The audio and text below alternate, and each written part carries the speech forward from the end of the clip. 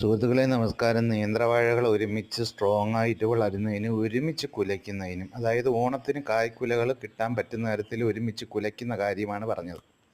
അതിനൊക്കെ ഒരുപാട് ട്രിക്കുകൾ കർഷകർ ഉപയോഗിക്കാറുണ്ട്. അപ്പോൾ അതിനെക്കുറിച്ചുള്ള ഒരു പ്രധാനപ്പെട്ട കാര്യമാണ്. ശക്തി കുറഞ്ഞ വാഴയാണെങ്കിൽ പോലും നമുക്ക് ഡെവലപ്പാക്കി എടുക്കാം.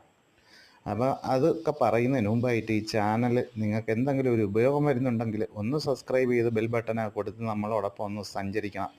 അപ്പോൾ എത്ര ശക്തി കുറഞ്ഞ വാഴയും നനയ്ക്കുന്ന സമയത്ത് നമ്മൾ ചെറിയൊരു പൊടിക്കൈ കാണിക്കുകയാണെങ്കിൽ നല്ല തഴച്ചു വളരുകയും വലിയൊരു കുല ലഭിക്കുകയും ചെയ്യും.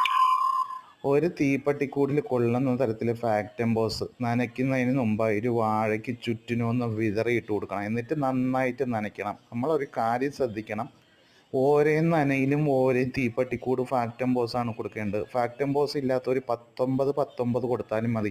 അതും ഇല്ലാത്തവർ ഒരു തീപ്പട്ടിക്കൂട് യൂറിയയും ഒരു